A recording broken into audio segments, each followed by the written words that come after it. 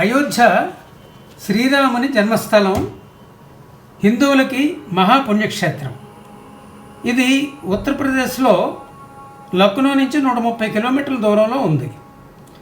మనం హైదరాబాద్ నుంచి అయోధ్య వెళ్ళాలంటే, ట్రైన్లో వెళ్ళాలంటే 29 అవర్స్ జర్నీ. అందుకని మేము ఫ్లైట్లో వెళ్ళాం. 2 hours flight, 7,000 rupees per head, one way ticket. ఇవన్నీ కూడా అయోధ్య ఎయిర్పోర్ట్లో వాల్స్ మీద రామాయణ కథ నుంచి వేసిన పెయింటింగ్స్.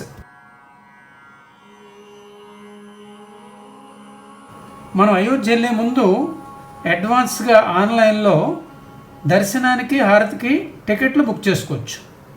Official website online.srjbtkshetra.org. ఇందులో లాగిన్ అయితే, అంటే మన సెల్ ఫోన్ నెంబర్ వేస్తే ఓటీపీ వస్తుంది.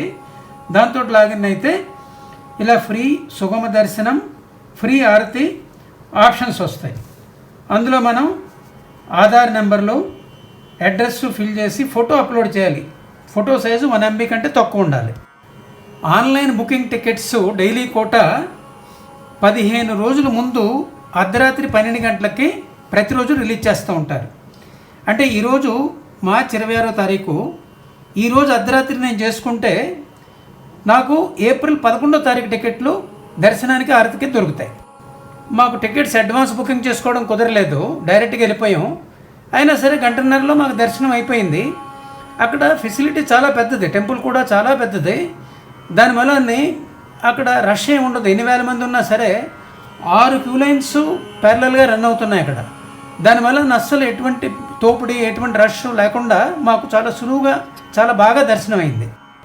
అయోధ్య టెంపుల్లో ఏ రకమైన దర్శనం మనం చేసుకున్నా, ఏ రకమైన హారతికి మనం బుక్ చేసుకున్నా సరే, పాస్ ఉండి వెళ్ళినా లేకపోతే మనం డైరెక్ట్గా వెళ్ళిపోయినా సరే అన్నీ ఫ్రీ. దేనికి కూడా ఏ ఛార్జ్ మనం పే చేయక్కర్లేదు. ఇక్కడ మన ఇండియన్స్ అయితే ఐడి ప్రూఫ్, ఆధార్ అక్కడ యాక్సెప్ట్ అవుద్ది. ఈ ఫారినర్స్ అయితే పాస్పోర్ట్ చూపించాలి. చిన్నపిల్లలకి 10 సంవత్సరాల వరకు వయసు ఉన్న వాళ్ళకి సుగమ దర్శనానికి ఏ పాసో అక్కర్లేదు. ఈ సుగమ దర్శనానికి మనం కనుక బుక్ చేసుకుంటే దాంట్లో ఏదైతే ఐడి ప్రూఫ్ డీటెయిల్స్ ఇస్తామో దాని ఫిజికల్ కాపీ క్యూలో వెళ్ళేటప్పుడు చూపించాలి. మనం హారతికి వెళ్ళేటప్పుడు సంప్రదాయ దుస్తులు, అంటే ట్రెడిషనల్ క్లోత్స్ వేసుకోవాలి. అంటే మేల్ అయితే పంచె కట్టుకోవచ్చు, లేకపోతే ధోతి, కుర్తా ఇలాంటివి వేసుకోవాలి. లేడీస్ అయితే శారీ కానీ పంజాబీ డ్రెస్ కానీ వేసుకోవాలి. అలాగే ఈ మెయిన్ ఎంట్రన్స్ దగ్గర వీల్ చైర్ ఫెసిలిటీ ఉంది. ఇప్పుడు ఫిజికల్లీ హ్యాండిక్యాప్డ్ కానీ పేషెంట్స్ కానీ వాళ్ళ మెడికల్ సర్టిఫికేట్స్, డాక్యుమెంట్స్ చూపించి వీల్ చైర్స్ తీసుకోవచ్చు. టెంపుల్లో దర్శనం మార్నింగ్ 7 o'clock స్టార్ట్ అయ్యి నైట్ 9 o'clock వరకు కంటిన్యూ అవుద్ది. మధ్యాహ్నం 12 గంటల నుంచి 1 గంట వరకు బ్రేక్ ఉంది. క్యూలో కొంత దూరం వెళ్ళిన తర్వాత ఓ పెద్ద కాంప్లెక్స్ వస్తుంది. అందులో లాకర్స్ అన్నీ ఉంటాయి, ఫ్రీ లాకర్స్. అందులో మన shoes, cell phones, hand bags, electronic items అన్నీ పెట్టుకోవాలి. ఇవేవి కూడా టెంపుల్లోకి అలౌడ్ కాదు. హారతి టైమింగ్స్: మంగళహారతి ఉదయం 4:30 గంటలకి, శృంగార హారతి ఉదయం 6 గంటలకి, శయన హారతి రాత్రి 9:30కి. ఆన్లైన్లో మనకి హారతి టికెట్లు దొరకకపోతే మన తత్కాల్ కోటాలో తీసుకోవచ్చు. ప్రతిరోజు మార్నింగ్ 9 o'clockకి ఈ టికెట్స్ రిలీజ్ చేస్తూ ఉంటారు. మేము వెళ్ళి 1 గంట ముందే నిలబడ్డాం. నెక్స్ట్ డే శృంగార హారతికి దొరికినాయి 6 o'clock. శయన హారతి అయితే అదే రోజు టికెట్లు ఇస్తారు. మంగళహారతి, శృంగార హారతి అయితే నెక్స్ట్ డే టికెట్లు ఈరోజు ఇస్తారు. ఈ బాలరాముడి విగ్రహం టెంపుల్ గ్రౌండ్ ఫ్లోర్లో ఉంది. ఈయనకి ఇచ్చే హారతిని రామలల్లా హారతి అంటారు. ఇలా టెంపుల్ ఫస్ట్ ఫ్లోర్లో రామ దర్బార్ ఉంది. ఇక్కడ ఇచ్చే హారతిని రామ దర్బార్ హారతి, లేకపోతే రామ పరివార హారతి అంటారు.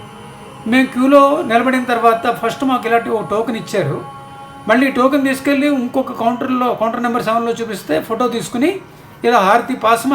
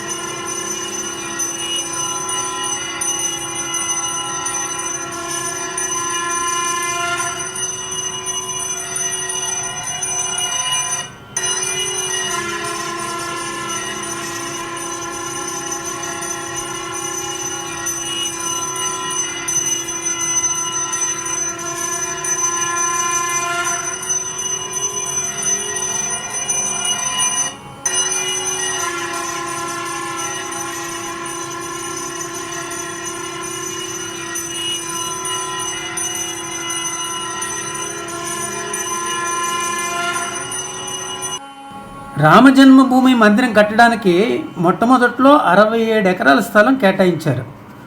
ఇప్పటి వరకు దీని చుట్టూ ఉన్న చిన్న చిన్న స్థలాలన్నింటిని ఎక్వైర్ చేసి ఇది 107 ఎకరాల వరకు విస్తరించారు.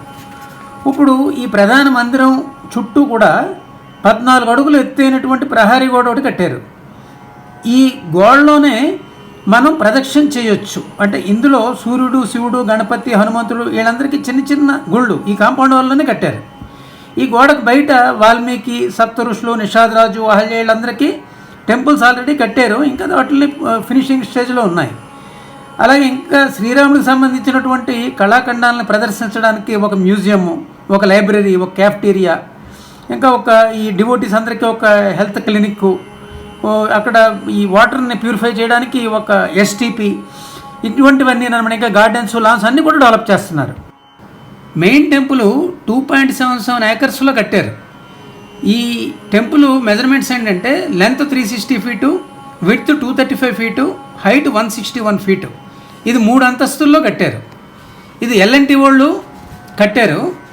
ఈ టెంపుల్ రాజస్థాన్లో బన్సీ పహార్పూర్ నుంచి తెచ్చినటువంటి పింక్ శాండ్ స్టోన్ తోటి కట్టారు. మక్కరానా మార్బుల్ కూడా వాడారు. కరసేవకులు తెచ్చిన ఇటకలు కూడా ఇందులో వేశారు. ఇది గ్రౌండ్ ఫ్లోర్లో రామలల్ల విగ్రహం ప్రతిష్ఠించారు. ఫస్ట్ ఫ్లోర్లో రామ దర్బార్ లేకపోతే రామ పరివార్ అంటారు. అంటే రాముడు, సీత, లక్ష్మణ, భరత, శత్రుఘ్నులు, హనుమంతుడు వీళ్ళ విగ్రహాలన్నీ కూడా ప్రతిష్ఠించారు. సెకండ్ ఫ్లోర్ ఖాళీ, అది యాస్థెటిక్స్ గురించి అలా కట్టారు. ఈ గుడి కట్టడానికి స్టీల్ అనేది వాడలేదు. ఇది 1000 సంవత్సరాల వరకు చెక్కు చెదరకుండా ఉండడానికని కట్టారు. ఈ గుడిలో 3 మండపాలు, ఒక శిఖరం ఉన్నాయి. ఈ గుడిలో 1500 మంది భక్తులు ఒకేసారి ఉండొచ్చు. రోజుకి 1,00,000 నుంచి 2 లక్షల మంది దర్శించుకుంటారని అంచనా వేశారు. పండగల్లో అయితే 5 లక్షల మంది వరకు దర్శించుకుంటారని ఎస్టిమేట్ చేశారు. అయోధ్యలో చూడవలసిన ముఖ్య ప్రదేశాలు రామ జన్మభూమి మందిరం, హనుమాన్ గరి, కనక్ భవన్, దశరథ మహల్, నాగేశ్వర్నాథ్ మందిరం, సరయూ ఘాట్, సరయూ హారతి కూడా చూడాలి. ఇది హనుమాన్ గరి, ఒక కొండపై ఉన్నటువంటి కోట లాంటి హనుమంతుడి దేవాలయం. హనుమంతుడు ఈ ప్రదేశానికి కొత్వాల్ అంటే రక్షకుడు. అయోధ్యలో శ్రీరాముడిని దర్శించుకోవడానికి కంటే ముందు హనుమంతుడిని దర్శించుకోవడం ఒక సంప్రదాయం. ఇది దశరథ మహల్ అంటారు. ఇది హనుమాన్ గరికి చాలా దగ్గరలో ఉంది, జస్ట్ వాకబుల్ డిస్టెన్స్. ఇందులో దశరథ మహారాజు నివసించాడని నమ్ముతారు. అలాగే శ్రీరాముడు కూడా బాల్యం అంతా ఇదే మహల్లో గడిపాడంటారు. ఇక్కడ సీతారాముల విగ్రహాలు ఉన్నాయి. అలాగే ఈ సాధువులు అందరూ ఉన్నారు. అది కాకుండా ట్రాన్స్జెండర్స్ ఇక్కడ డ్యాన్స్ చేస్తున్నారు.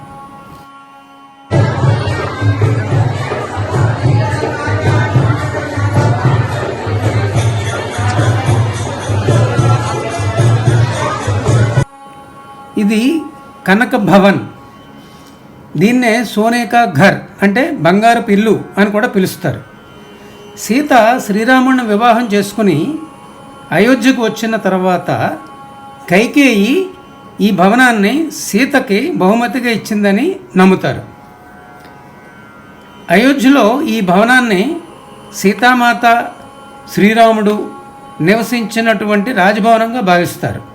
ఈ భవనంలో దేవతల యొక్క అందమైన విగ్రహాలు ఉన్నాయి. ఈ కనక భవనం ప్రతిరోజు కూడా ఉదయం 5 గంటల నుంచి రాత్రి 9 గంటల వరకు తెరిచి ఉంటుంది. ప్రవేశం ఉచితం. ఇది దశరథ మహల్కి చాలా దగ్గరలో ఉంది. ఇక్కడ హనుమాన్ గరి, దశరథ మహల్, కనక భవనం 3 కూడా ఒకే చోట వాకబుల్ డిస్టెన్స్లో చాలా దగ్గరగా ఉన్నాయి. ఈ కనక భవన్ లోపల ఉన్న సంకటమోచన హనుమాన్ మందిర్. ఈ కనక భవన్ వెనకాల మనకి రామజన్మభూమి మందిర్ కనబడుతూ ఉంటుంది. ఇది మెయిన్ రోడ్లో shopping. Mister Krishnarao and missus Krishnarao, mister and missus Krishnarao గారు, లతా మంగేష్కర్ చౌక్, అయోధ్య. ఇది సరయూ నది ఒడ్డున నయాఘాట్ సమీపంలో ఉంది. దీన్ని భారతరత్న లతా మంగేష్కర్ జ్ఞాపకార్థం ఈ చౌక్లో ఈ వీణ ఒకటి ప్రతిష్ఠించారు. ఈ వీణ బ్రాంజ్ది. ఇది 40 ఫీట్ హైట్, 14 టన్స్ వెయిట్. దీని కాస్ట్ 8 crores. దీన్ని ప్రముఖ శిల్పి రామ్ సుతార్ తయారు చేశాడు. ఈ చౌక్లో ఎప్పుడు కూడా లతా మంగేష్కర్ పాడిన శ్రీరామ్ భజనలు వినపడుతూ ఉంటాయి. ఒక భక్తి వాతావరణం నెలకొల్పబడి ఉంటుంది. ఇది నాగేశ్వరనాథ్ మందిర్. ఇది ప్రసిద్ధమైనటువంటి శివాలయం. ఇది సరయూ నది ఒడ్డున రామ్కి పైడి సమీపంలో ఉంది. ఈ శివాలయాన్ని శ్రీరాముడు కుమారుడు కుశుడు నిర్మించాడని భావిస్తారు. ఇది సరయూ ఘాట్ అంటే సరయూ నది ఒడ్డు. ఇది ఒక అత్యంత ముఖ్యమైనటువంటి ఆధ్యాత్మిక మరియు చారిత్రాత్మక ప్రదేశం. ఇది రామాయణ కాలం నాటి ఘట్టాలకు సాక్ష్యంగా నిలుస్తుంది. ఇక్కడ శ్రీరాముడు, సీత, లక్ష్మణుడు వనవాసానికి వెళ్ళే ముందు ఈ ఘాట్ నుంచే బయలుదేరారని చెప్తారు. దీన్ని లక్ష్మణ ఘాట్ అని కూడా పిలుస్తారు. ఈ ఘాట్లో భక్తులు పవిత్ర స్నానాలు ఆచరిస్తారు. ఈ స్నానం చేయడం వల్ల పాపాలన్నీ తొలగిపోతాయని మరియు పుణ్యం లభిస్తుందని భక్తులు నమ్ముతారు. ఇక్కడ బోటింగ్ కూడా ఉంది. ఈ రామ్కి పైడి దేవాలయాలు అనేక సుందర దృశ్యాలు ఇక్కడ కనబడుతూ ఉంటాయి. ఇక్కడ రావడానికి మంచి టైము ఏంటంటే అక్టోబర్కి మార్చి లోపల రావాలి, అంటే వింటర్లో రావాలి. సమ్మర్లో చాలా హై టెంపరేచర్ ఉంటుంది. ఇది సరయూ హారతి. ప్రతిరోజు సాయంత్రం నయాఘాట్ దగ్గర ఈ హారతి ఇస్తారు. కొన్ని వేల దీపాలతోటి భజనలు, శంఖారావాలు, జై శ్రీరామ్ నినాదాలు, హారతి గంటలతో ఇచ్చి హారతి ఒక మర్చిపోలేనటువంటి అనుభూతిని మనకు కలిగిస్తుంది. ఇది వింటర్లో అయితే 6 PM, సమ్మర్లో అయితే 7 PMకి ఇస్తారు.